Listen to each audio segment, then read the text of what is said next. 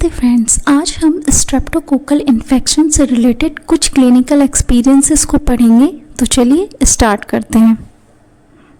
कोपिका sir बताते हैं, जब मैं कॉलेज में था तो डॉक्टर एस.के. बनर्जी, जो कि एक मेडिसिन के प्रोफेसर थे, उन्होंने फोकल सेप्सिस के चैप्टर में पढ़ाया था कि जब भी किसी को फीवर के साथ एक्यूट रूमेटिज्म वाली कंडीशन मिले तो हमेशा उस पेशेंट में स्ट्रेप्टोकोकल इन्फेक्शन होता है। जो इसके बैक्टीरिया होते हैं वो हमेशा हमारी बॉडी में कहीं ना कहीं डॉर्मेंट स्टेज में पड़े रहते हैं, जैसे टॉन्सिल्स में, अपेंडिक्स में। और जब हमारी इम्यूनिटी वीक होती है, जैसे कभी वायरल फीवर हो गया, ओवर एग्जर्शन हो गया, तो ये सडनली इंक्रीज होने लगते हैं, जिससे सेप्टिसीमिया, एक्यूट रूमेटिक फीवर और एंडोकार्डाइटिस होने के चांसेस बढ़ जाते हैं।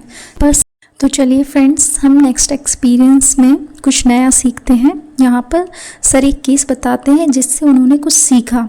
उन्होंने बताया, एक मेरे दूर के रिश्तेदार थे जो एक रिटायर्ड ऑफिसर थे। उनके लेफ़्ट शोल्डर में बहुत ज़्यादा स्वेलिंग थी, बहुत ज़्यादा पेन हो रहा था। उन्होंने एलोपैथी भी ली, कोई रिलीफ नहीं मिला। होम्योपैथी ली, उससे भी कोई रिलीफ नहीं मिला। तो उन्हें एक्सरे कराने की एडवाइस दी गई।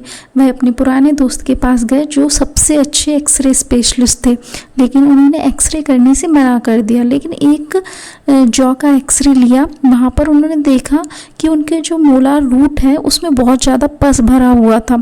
तो उन्होंने अपने फ्रेंड को मोलार टूथ निकलवाने की एडवाइस दी। उन्होंने उनकी एडवाइस पर मोलार टूथ को निकलवा दिया और 10-15 दिन के अंदर उनका जो शोल्डर का पेन था वो बिल्कुल ठीक हो गया।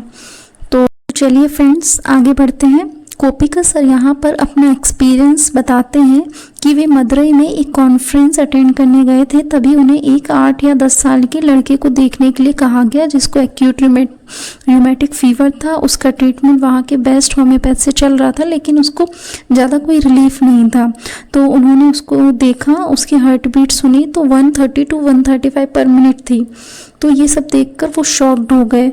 उन्होंने वो भी नोटिस किया कि कभी कभी एक एक्स्ट्रा सिस्टोल और स्लाइट मर्मर भी थी। तो उन्होंने ये सब देखकर उसे पायरोजन 200 का एक डोज 1 गिलास पानी में डिज़ोल्व करके एक चम्मच लेने के लिए कहा, और फ्यूचर के लिए उन्होंने 1 ml की एक डोज दे दी।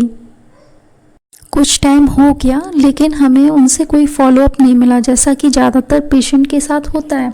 फिर 3 से 4 साल के बाद मैं मद्रास में एक शादी में उनके माता पिता से, उनके लड़के से मिला। तब मुझे पता चला कि वह पूरी तरीके से ठीक हो गया था पायरोजन से। इस केस ने मेरी स्ट्रेप्टोकोकल इन्फेक्शन के बारे में आंखें खोल दी।